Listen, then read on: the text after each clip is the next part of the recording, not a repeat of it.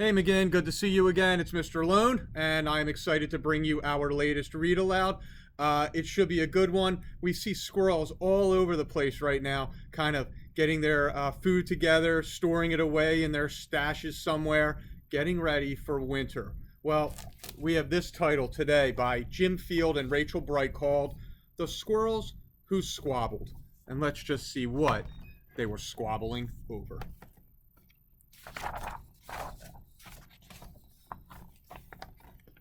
In a towering forest where summer had been, the leaves turned to gold as a cold wind blew in, and as autumn arrived with a sky raging red, the sleepiest creatures got ready for bed.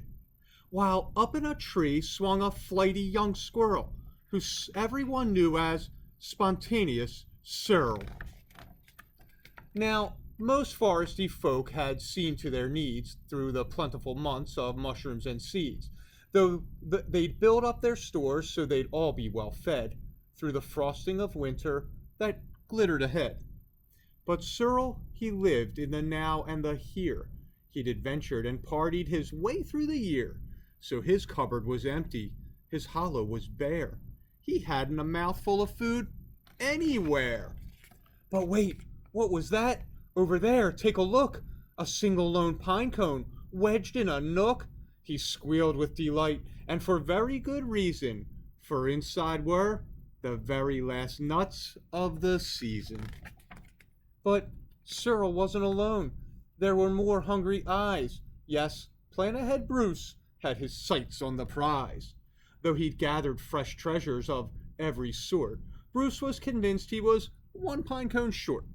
I simply must have it, he wistfully cried, as he dreamt of the fresh, juicy pine nuts inside. So as Cyril set off on his way to the ground, Bruce, he was also last pine cone bound.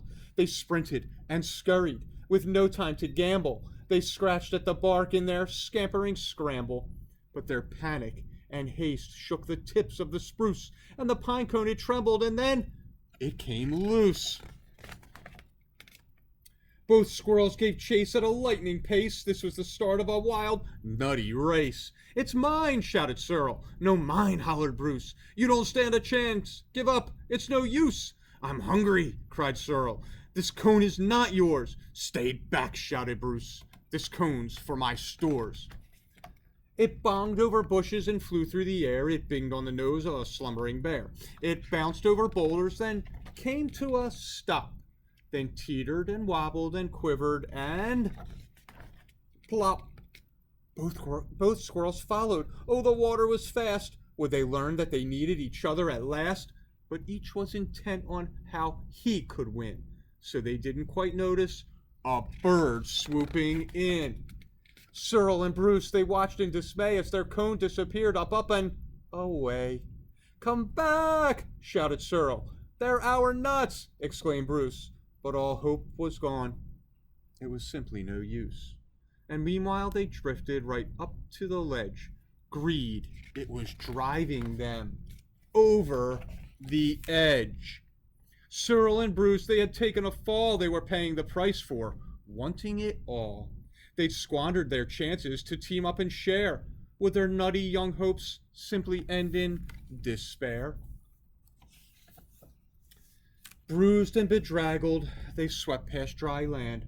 Cyril grabbed at a branch with a trembling hand. Catching Bruce with the other, he heaved and he huffed and pulled him to safety with panting and puffs. They dragged themselves up with sputtering wiggles. Then Bruce looked at Cyril and exploded in giggles. How silly we are, he managed to mutter. How greedy I've been, he proclaimed with a splutter. We shall change from today. May the squabbling cease. We should celebrate seeing we're both in one piece. From that day and forward, they made a great pair. They would gather together and found they could share. Yes, Cyril and Bruce, they knew in the end the best thing to share is a laugh with your friend. So boys and girls, I hope you enjoyed The Squirrels Who Squabbled. We'll be back with a new book tomorrow. You have a terrific night, McGinn, and I'll see you soon.